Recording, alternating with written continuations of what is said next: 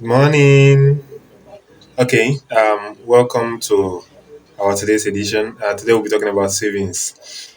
Based on popular demand, people were asking how can they save money to use for investment, how to save your cash inflow.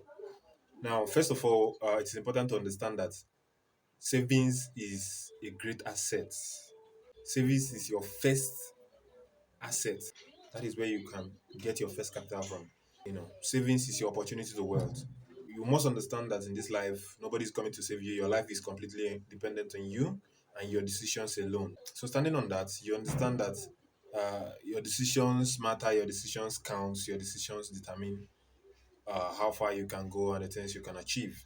First, someone who does not have a cash flow cannot save, right? Savings is for someone who is saving money, no matter how small. What's cash flow? Cash flow is the money that comes into your hand either weekly, daily, or monthly, right? Now, if you are making money monthly, weekly, daily, you can save. It doesn't matter how small the money is, it doesn't matter how small the cash flow is. As long as money is coming into your hand, you can save. It's just that for some people it's more difficult. For some, it will take some level of sacrifices for them to be able to save. But those sacrifices, my dear brother and sister, it is worth it at the end of the day if you have a goal or somewhere you are looking to get to. If you want to learn how to save, one of the first things you should learn how to do is to, first of all, know that you're going to be denying yourself some things. So you learn discipline. Somebody that lacks discipline cannot save. Because sometimes you might save money and then the next day you are seeing a very huge reason why you have to go get out that money and use it. If you lack discipline, if you lack determination, you cannot save. So the first thing is discipline, then the second is determination. Determination. And then you must have a clear objective of what you want to do, how much you are looking to save, and where you want to invest it. All right. So let's take, for instance, you are a teacher and you are earning some, let's say, a major amount because we know teachers are not so well paid here in Africa. So let's say you're looking to start up something, or maybe you're a businessman, you are seeing money, but the money is not enough for you. But you want to, scale up your business, you want to scale up what you are doing. One of the first things you should do is to decide what you want to do, how much it will take to start it. You should, depending on your level, for those that are trying to start, in the line of investment, those that does not have any advantages like rich parents and all those things.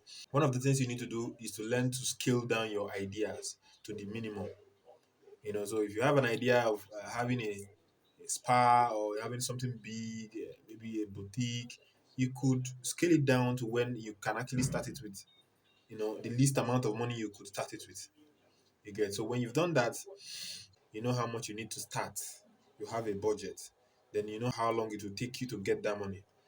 Most times experts advise that you could save 30% of your income, whether daily, monthly, or weekly. You could save 30% of your income. But I tell people, depending on how badly you want to get into investments, because investment is the sure way of making real wealth, right? So depending on how much you want to dive into investments, how badly you want to dive into investment and how much you want to grow, you could, save 50%, 40%, 35, 50, depending. If you are somebody that you are working and then you know that where you are working, you could also see some little money that you could be using to keep up. You could save 60, 70% of your salary, depending on the situations around you, depending on how possible it is for you. So your situation. Some people's situations are different. But I do tell people that okay, if you want to do this, I think you should be looking at minimum 30%. So whenever any money enters your hand, you take away 30%. It doesn't matter what you have to do. It doesn't matter the problem you have to solve. Take away 30% first. You have to have an account.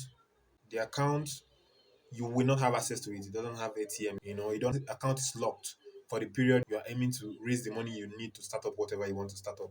You set up an account, get it locked for that period. So any money that comes, once it comes, your desire and your drive to start up that thing that will bring extra source of income to you will push you to put in the 30%, 40%, or whatever percentage of your income or cash flow that you've decided to set aside for savings.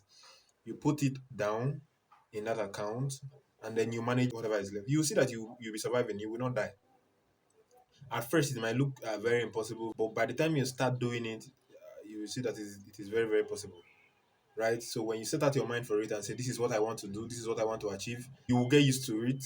You will get used to surviving without that 30%. Your life begins to adjust to the amount that you keep for yourself. And before you know it, you actually arrive at something. You look at what you've put out together, you be like, wow, this is much. So I would actually advise people start saving. There's no harm. Start saving, take that risk today, start saving, start looking out for things you can do to help yourself. That's your salary where you're working, that's your business. It should not just be one, you should have other investments, have other things that could bring extra cash flow for you. That should be the goal, that should be the target. How do you do that? Your first opportunity is the cash flow you currently have. Set aside, some percentage of every money, minimum 30%, that you will use for further investment. With time, you see that by the time you have one, two, three, four investment that brings in cash flows to you, your living standards will improve. And one of the things again that very, very key is adjusting your living standard. If you want to save money, you can't be spending money on things you don't need, things that are not critical, things that are not critical to your existence. You don't need to spend money on them, no matter how much you need them. So you have to spend money only on things that are critical to your existence. Every other thing you can just leave it, until you arrive at where you are going. Make sure you subscribe and follow our channel for more videos like this. Thank you.